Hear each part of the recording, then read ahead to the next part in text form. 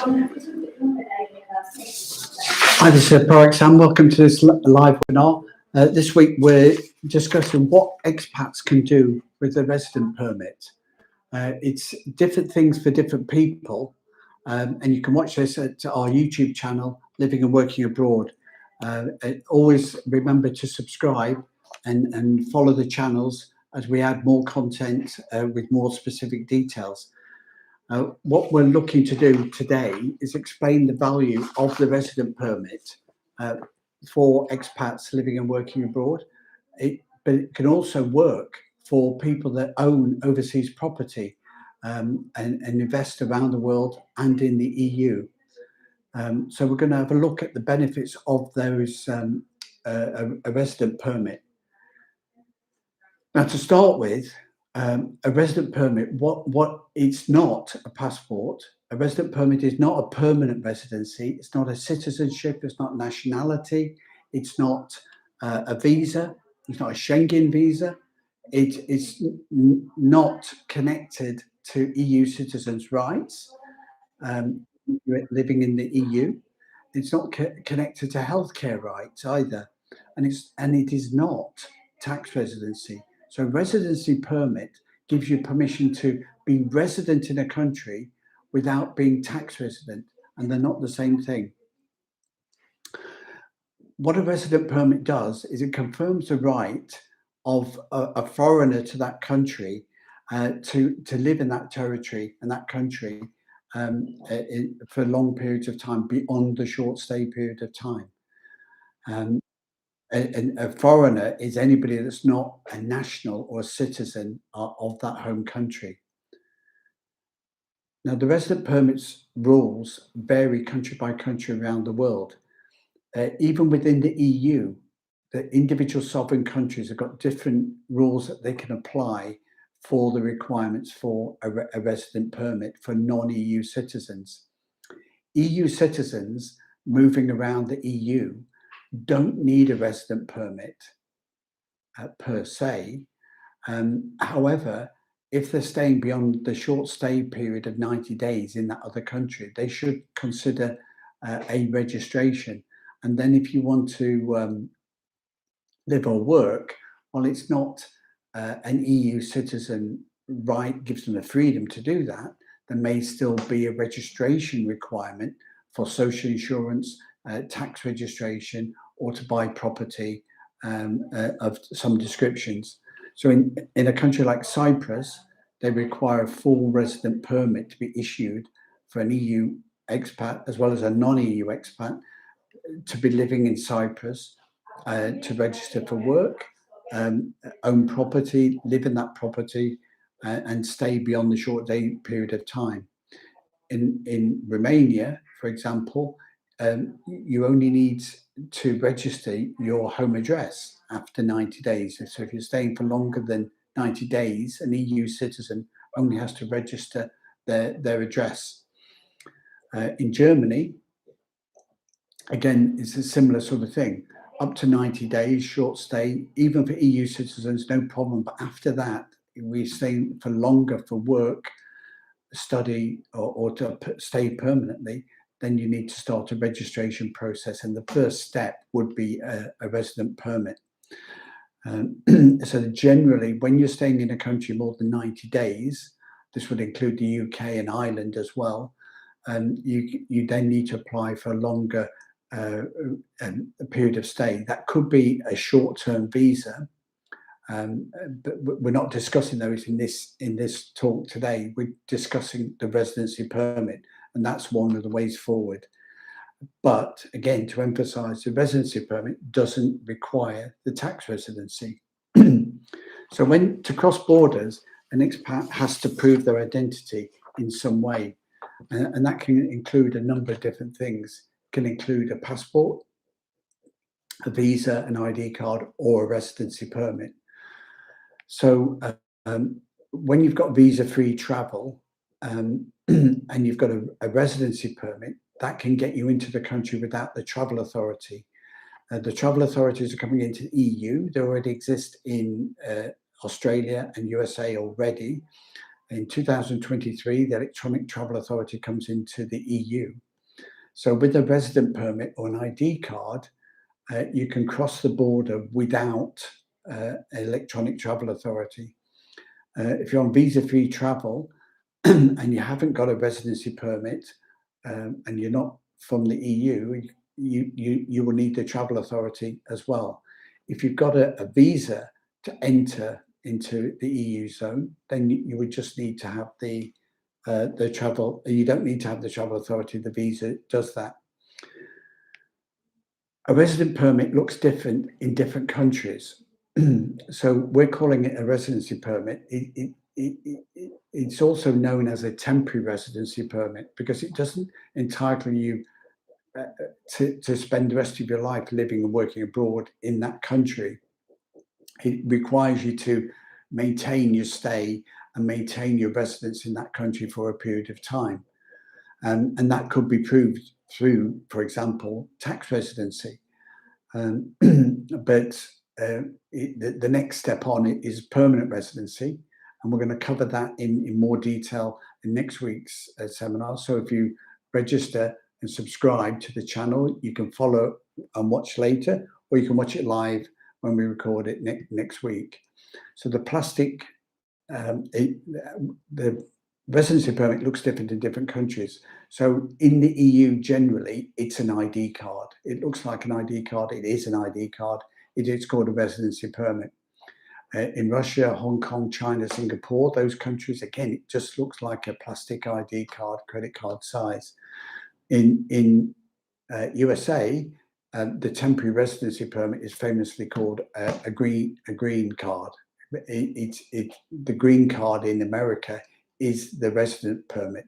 It's the temporary residence. It's not a permanent residence. Depends upon you maintaining stays within the country, possibly being a tax resident, but not necessarily. So if you're in and out, you can remain non-tax resident, but have the residency permit. Some countries, like Australia, only refer to the resident permit as a temporary residency visa. While we in ProACT, living and working abroad, we distinguish between a visa and a resident permit being something different. The Australians use the term a temporary visa, a temporary residency visa. So there's lots of different types of visas. The same true is true of the UK. And in Australia, they would actually still keep the resident permit as a passport stamp.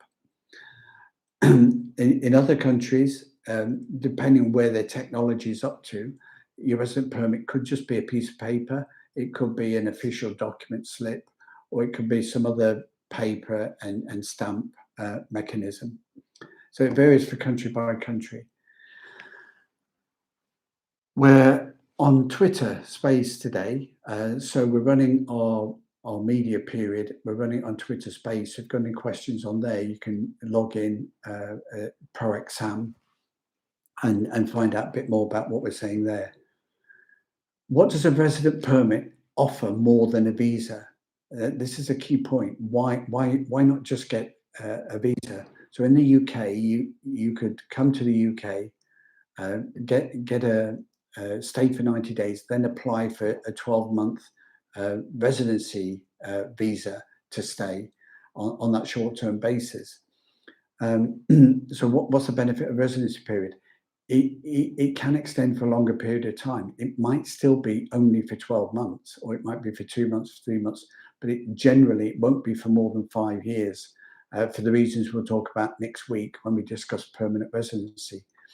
But the resident permit gives you more than a visa, because it gives you the right to live in that country. It gives you the right to buy or lease property in that country to live in. It could be an overseas property rental, so it could be part of your investment portfolio, but you might want to stay in it more than 3 or 4 months a year at a time, beyond the short stay periods. So a residency permit allows you to do that year after year. So if you're in the country on a residency permit 5 months every year, that would keep the temporary residency permit going. over that period of time. It removes the residency permit, removes the short stay restrictions. So especially with the Schengen zone in the EU, the 90 in 180 days is ruthlessly enforced, and could lead to refusal of entry. You can't get a travel authority, electronic travel authority, or you find at the airport going out because you've overstayed your 90-day period of time. So a residency permit, if you've got a holiday home or you've got family in that other country, can remove you from those short stay restrictions, especially in the EU Schengen zone. It allows you to start a residency permit, also offers you the ability to start a business or trade in that country. So if you're working as a nomad and you're working for more than 3 months in a country, then technically you need to be registered.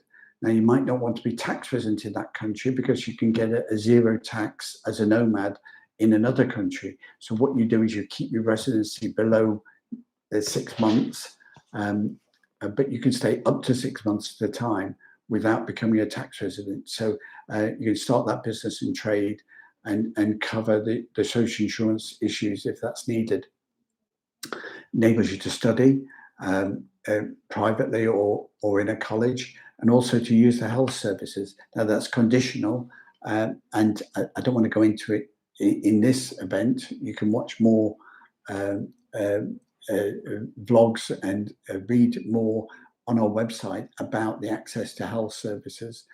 But if you've got the residency permit and you can stay longer term, then you do have the ability to qualify for health services, especially if you start a business. That will come anyway. You can get a driver's license and purchase vehicles. You can't necessarily do that, whether it's a car, or a boat, without some form of residency permit to get it docked in that country. You can travel without a visa within the Schengen zone. So if you've got an EU residency permit, you can travel without another Schengen visa throughout the EU. You might still need a travel authority, electronic travel authority, but you can travel without that. But between your home country and your country of your residency permit, you will not need a travel authority. So it's a bit confusing, as usual, with the EU. So if you've got a residency permit for an EU country, you can travel without the travel authority between your home country and your resident permit country, but not to the rest of the EU Schengen zone. So finally, I want to cover 5 reasons for taking a residency permit. It allows you to work abroad and stay in that country long term, beyond 90 days at a time. It allows you to live abroad in that country long term. It allows you to stay with family in that country long term, and also stay in your holiday home for longer periods of time. So if you like a long winter or a long spring of stays of 3, 4, 5, 6 months, the residency permit allows you to do that. It allows you to complete a marriage with a local resident or citizen, and to stay in that overseas property and that holiday home in that country.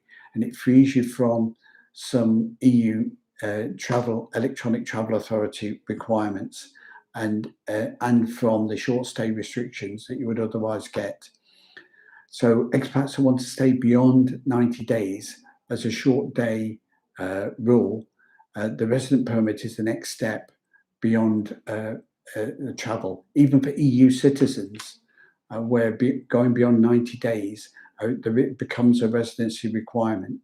A residency permit, or also known as a temporary resident permit, allows you to do that and take advantage of living and working abroad. For more information and guidance, contact us at ProACTPartnership.com.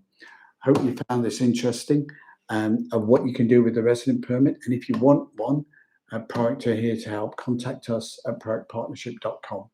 Thanks a lot for listening. We'll see you next time.